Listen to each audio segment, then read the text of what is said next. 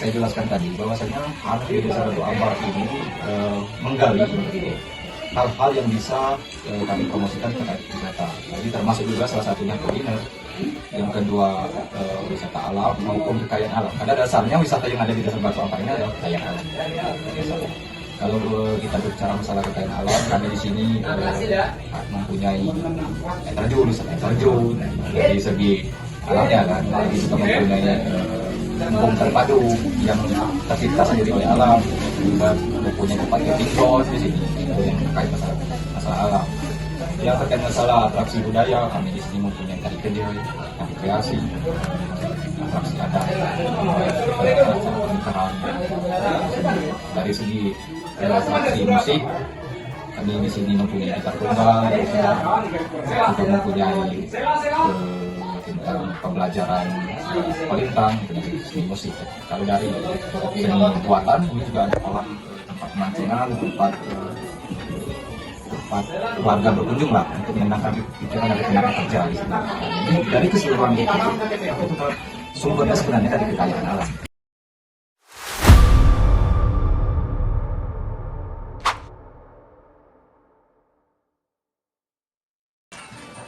Pada awalnya saya masuk di sini, saya terlintas tentang Batu Ampar ini hanya sebuah desa yang dihuni oleh masyarakat yang kebetulan bertempat di Kabupaten Patia. Jadi di waktu itu saya juga belum melihat potensi-potensi yang ada di desa. Dengan berjalannya waktu kami coba melihat, menggali atau mencari apa saja sih potensi-potensi desa yang bisa dikembangkan.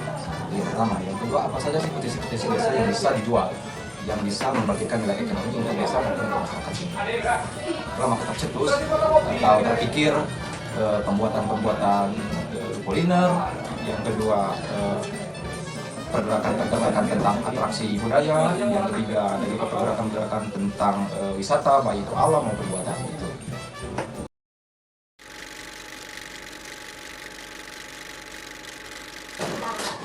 Kalau untuk cerita mungkin lebih ke asal mula terbentuknya Desa Batu Ampar. Kami juga menggali sejarah-sejarah tentang desa kepada ketua-ketua yang ada di desa.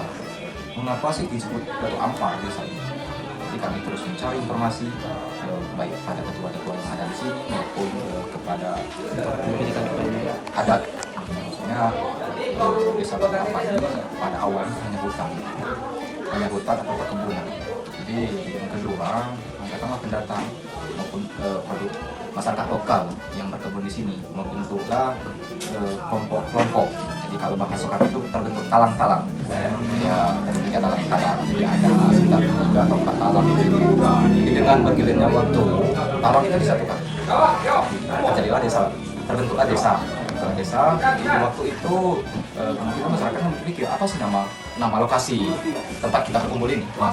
Teruslah namanya Batu Ampar. Untuk sejarah real Batu Ampar, mengapa harus Batu Ampar itu lebih ke kedua adat, karena itu yang lebih rinci tentang penjelasan mengapa namanya Batu Ampar. Pada dasarnya ini hutan kalau dulu. Pada dasarnya. Oke, gimana? Terima.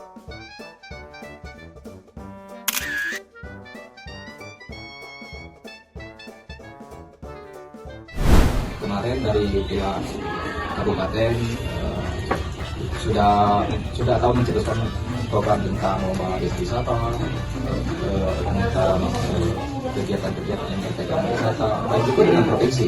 Provinsi juga setiap tahun pasti membuat lomba desa wisata sampai ke nasional.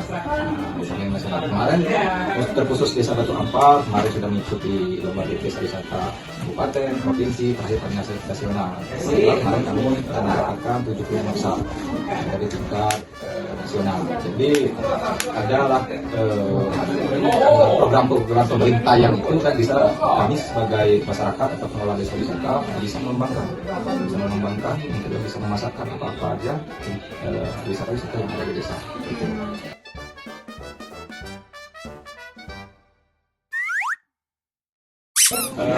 Kalau pesan saya untuk pemuda-pemuda, terkait tentang apa tadi?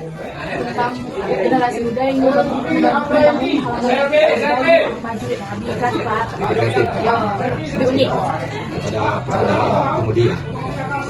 Untuk ciptakan dulu individunya Pak. Yang kedua ciptakan pemikiran atau pemikiran bahasanya untuk maju ke depan. Kenapa harus berpikir untuk maju ke depan? Kenapa? Karena perkembangan semakin lama, semakin maju. Ya. Jadi pesan saya jangan berjalan di tempat. Ya, berpikirnya lebih ke depan. Berpikir hari ini untuk menjalankan kegiatan atau apa ke 2 hari ke depan. Gitu ya. Itu mungkin pesan.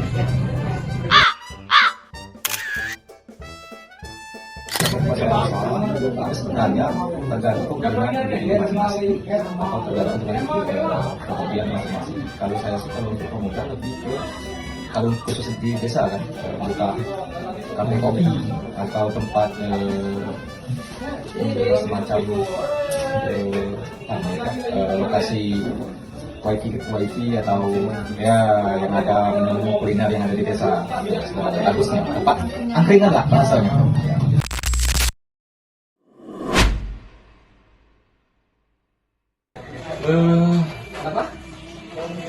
Tantangan yang besar kami yaitu menyatukan satu pemikiran tentang pemikiran atau pemahaman tentang desa.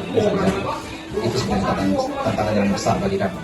Karena kenapa? Karena bagaimana desa ini kan orangnya banyak, pemikirannya kan beda-beda. Jadi bagaimana sih cara kita menyatukan pemikiran dan satu tujuan tentang wisata ini tadi? Itu sebenarnya tantangan yang terberat. Ya. Kalau seandainya yang lain itu bisa kita usahakan, bisa kita cari jalan keluarnya. Ini itu tantangan yang terbesar untuk saat ini, menyatukan pemikiran dengan satu tujuan. Itu tantangan terbesar.